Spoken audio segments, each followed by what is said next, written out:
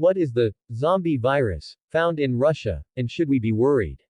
A new version of the zombie, distinct from that described in Haitian folklore, emerged in popular culture during the latter half of the 20th century. This interpretation of the zombie is drawn largely from George A. Romero's film Night of the Living Dead 1968, which was partly inspired by Richard Matheson's novel I Am Legend 1954. The word zombie is not used in Night of the Living Dead, but was applied later by fans. After zombie films such as Dawn of the Dead 1978. The words, zombie virus discovered in Russian ice, sounds like something straight out of a horror film. Although after the pandemic, it's pretty difficult to shock any of us. But scientists this week published research that shows viruses frozen for tens of thousands of years in Siberian permafrost are being revived. Researchers from France, Germany and Russia revived 13 new types of virus that had been on ice in Siberian soil for between 27,000 and 48,500 years. They said their work posed negligible risk to people, unlike that of other scientists looking for ancient viruses in frozen remains of mammoths, woolly rhinoceroses or prehistoric horses. How long these viruses could remain infectious once exposed to outdoor conditions and how likely they will be to encounter and infect a suitable host in the interval, is yet impossible to estimate.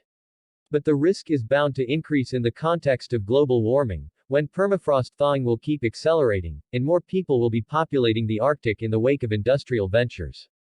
The so-called zombie viruses are no threat to people, being types that infect only microorganisms, but other pathogens released in future as permafrost melts could, scientists say, pose risks to humans.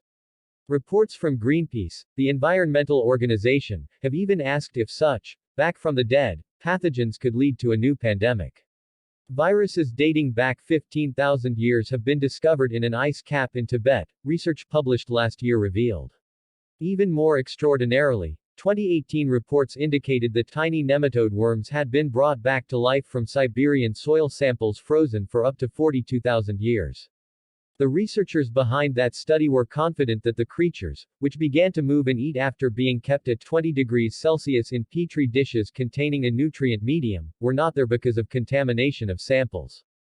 Among those interested in the disease threats from permafrost microorganisms is Professor Birgitta Evengard, of the Department of Clinical Microbiology at Umeå University in Sweden. Professor Evengard helped to organize a 2019 conference, Understanding and Responding to Global Health Security Risks from Microbial Threats in the Arctic. She said it was not possible to say that some pathogens found in thawing permafrost would definitely pose a threat to people, but there was a chance that they would. There's a Pandora's box, they have the potential to be human pathogens, she said, adding that there would be spillover into the environment. In Siberia you have 3 rivers bringing out debris from permafrost into the Bering Sea, ocean currents that are quite busy. They will take it around the world in a couple of weeks.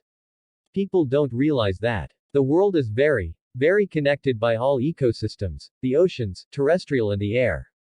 The risks are increased because research released a few months ago revealed that the Arctic has, since 1979, warmed nearly 4 times faster than the globe as a whole, a finding that Professor Evengard described as alarming.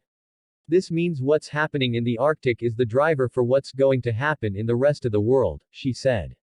It was important, she added, for scientists to have access to regions such as Siberia so that they could analyze what was happening.